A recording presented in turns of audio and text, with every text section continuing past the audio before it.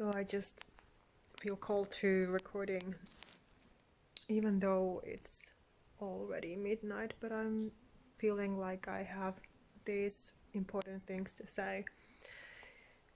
So, when you are a sensitive empath, highly sensitive person, and especially if you are a sensitive woman and you are dealing with a narcissistic ex who is a man, it's so important to be cultivating that, self-love and self-care after that relationship has ended. Of course, this is very crucial if your parents were narcissistic too, or if you were a woman, you were a girl like I was, and your mother is a narcissist, which has also been my situation. So it's important to remember and to acknowledge that, if you are really ready to heal and move on, you have to be cultivating that self-love and self-care. And that is why I have created my services, because I found out after my difficult path, my painful path, that this is how it has to be. You cannot be focusing on the narcissistic person anymore, because if you do that, then they have power over you, then they have that demonic stronghold over you, and they have that control over you. So you deserve so much better than that. You're not here for that. You're not alive for that. So you have to understand that you have to be freeing yourself, no matter how difficult it might seem and feel. And I know the pain because I've been there so many times.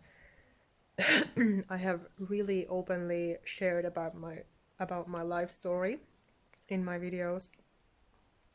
So I hope that you watch them all and you understand where I'm coming from, with my work and with my story, so that you are in the right place if you want to, subscribe to my YouTube channel, for example, or if you want to book a call with me. So this is my work, and it is really the core point, of healing and thriving, that you have to focus on yourself.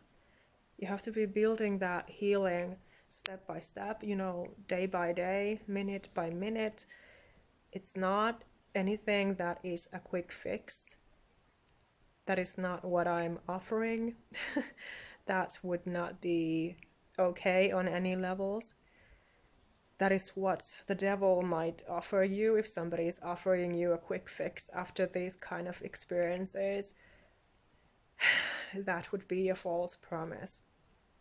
So I'm honest and authentic, so you have to be too if you want to work with me and if you are my target client.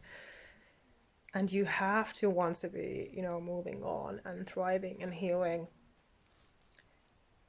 And then you have to be letting go of the narcissist. You cannot be you simply cannot be attached to them anymore. And you cannot be hiding your feelings, your emotions, your thoughts. You have to be expressing them in any way possible. You have to be facing them, facing yourself, healing your inner child, your inner being, so that you are cultivating that inner safety, inner peace, inner strength, everything that always was there within you, given by God. Especially if you identify to be a God's chosen one, like I do as well. So we have important missions, and those missions are not about suffering for the rest of our lives. We can be suffering for some time, but eventually we have to face the lessons, like I did as well.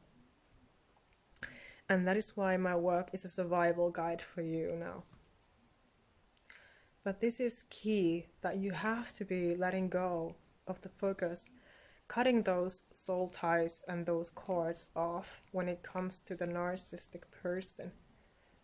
And instead, focus on yourself. What do you want? Ask yourself daily, what do I want today? What do I deserve today? What do I want to create today? What do I want to be today? How do I want to feel today? What can I deal with today? What can I put up with today? So then you will also be more in tune with yourself, with your soul, with your heart, with your higher self, and then you will also be connecting with your true authentic self, you know, fully and truly. And you start to practice your boundaries because you're listening to yourself more. So if you tune in and ask those questions, meditate on these topics, for example, pray about them. But as long as you stop and listen and ask yourself these questions, it is so empowering that you need to ask yourself, what do I want? What do I think I deserve? Because the answer won't be from your higher self saying to you that you are here to suffer, that you should focus on the narcissist. That will never be the answer.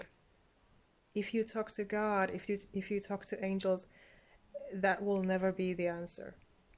And your soul, your heart also know that to focus on them is not the answer.